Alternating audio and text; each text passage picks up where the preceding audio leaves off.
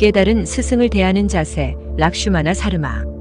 깨달은 스승만이 우리의 병들을 올바르게 진단하고 올바른 처방을 내릴 수 있으며 깨달은 스승만이 우리의 마음을 가득 채우고 있는 옳고 그른 지식들의 뒤엉킨 실타래를 풀어줄 수 있다. 깨달은 스승들이 우리에게 일러주는 첫 번째 사항은 우리의 모든 괴로움의 원인은 밖이 아니라 우리 자신의 안에 있을 뿐이라는 것이다. 붓다는 이렇게 말했다고 한다. 여러분은 자기 자신에 의해 고통을 받는 것이지 남이 여러분에게 고통을 주는 것이 아닙니다. 아루나찰라의 마하리쉬도 같은 말을 한다. 신이 창조한 세계 질서 자체에 근본적으로 잘못된 점이 있는가라는 질문에 답변하면서 그는 이렇게 말했다. 세계는 지금 그대로 아무런 문제가 없습니다. 누구를 탓하려면 그릇된 사고방식을 가진 우리 자신을 탓해야 합니다. 우리가 해야 할 일은 우리 마음의 이면에 자리 잡고 있는 최초의 오류를 찾아내어 그것을 뿌리 뽑는 것입니다. 그러면 세계는 아무 문제가 없게 될 것입니다. 이렇게 우리의 근본적 오류를 찾아내어 뿌리 뽑는 것만이 존재하는 유일한 근본 치료법이며 다른 모든 요법들은 고통을 일시적으로 덜어주는 것일 뿐이다.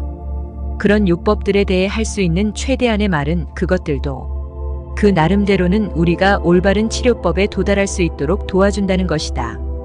이 세계를 갈라놓고 있는 종교적 신앙과 관행들은 그런 정도에서 가치가 있을 뿐이다.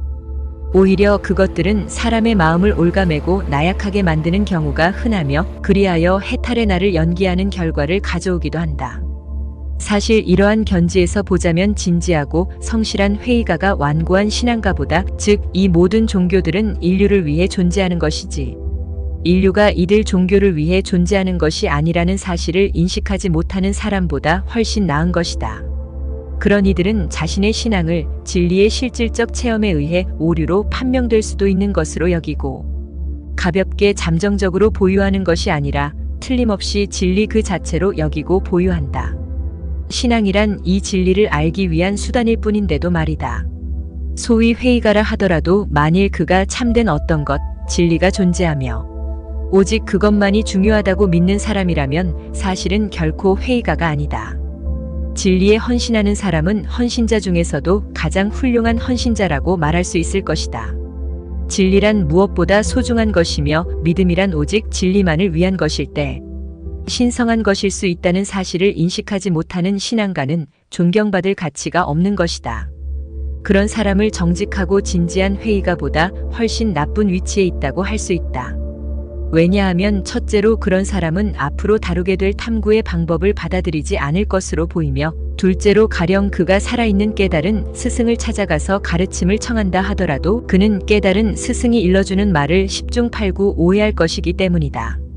깨달은 스승들이 대개 모든 질문에 대해서 자신이 지니고 있는 모든 가르침을 다 말해주지 않는 것도 이 때문이다. 깨달은 스승들은 마음이 열리지 않는 사람들에게는 보다 깊은 진리를 드러내지 않는다. 진리를 오해하는 것은 단순히 무지한 것보다 훨씬 치명적이기 때문이다. 따라서 깨달은 스승에게 전적으로 가르침을 받고자 하는 사람이라면 누구든지 자신이 이제까지 믿어온 것을 내버릴 준비가 되어 있어야 하며 어떠한 교의에도 광신적으로 집착해서는 안 된다. 따라서 책으로 얻은 지식이 전무하거나 거의 없어도 열린 마음을 가진 제자가 자신의 교의에 마음이 얽매여 있는 유식한 사람보다 훨씬 유리한 입장에 있다고 할 수 있다.